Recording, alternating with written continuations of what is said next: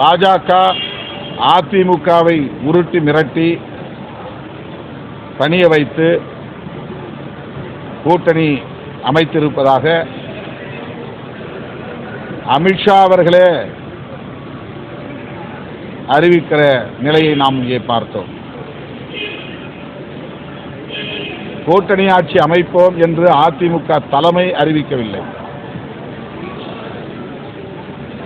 அதிமுகவோடு கூட்டணியில் சேர்ந்திருக்கிற பாஜகவின் தலைவர் அமித்ஷா அறிவிக்கிறார். அப்படி என்றால் இங்கே அதிமுக தலைமையில் கூட்டணியா பாஜக தலைமையில் கூட்டணியா என்கிற சந்தேகம் எழுகிறது. அதிமுக தலைமையில் தான் கூட்டணி என்றால் அதிமுக தலைவர் பொதுச் செயலாளர் திரு எடப்பாடி பழனிசாமி அவர்கள்தான் நாங்கள் கூட்டணி ஆட்சி அமைக்கப் போகிறோம், அதன் அடிப்படையில் இந்த கூட்டணியை உருவாக்கி இருக்கிறோம், எங்கள் தலைமையில் பாஜக இணைந்திருக்கிறது என்று அறிவித்திருக்க வேண்டும். ஆனால் பத்திரிகையாளரை அழைத்தது பாஜக, கூட்டணியை அறிவித்தது பாஜக, கூட்டணி ஆட்சி என்று அறிவித்திருப்பதும் பாஜக. அதிமுகவினுடைய ரோல் என்ன என்பது கேள்விக்குறியாக உள்ளது.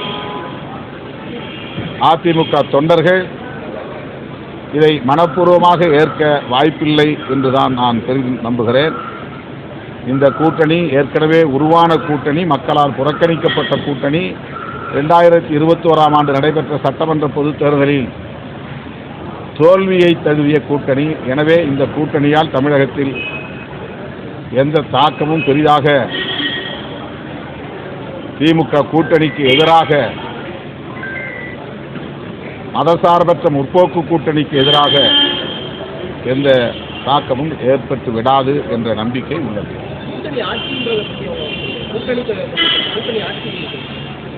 அமித்ஷா சொன்னார்,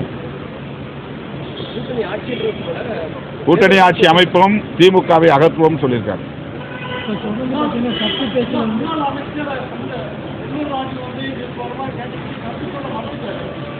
செல்லூர் ராஜா அதான் அதிமுகவில் எல்லோருக்கும் உடன்பாடு இருக்க வாய்ப்பில்லை. முன்னாள் அமைச்சர் டி ஜெயக்குமார் பாஜகவோடு அதிமுக கூட்டணி அமைத்தால் நான் கட்சியிலிருந்தே வெளியேறிடுவேன் என்று சொல்லக்கூடிய அளவுக்கு அதிமுகவிலே மாறுபட்ட கருத்துக்கள் ஏற்கனவே இருந்தன.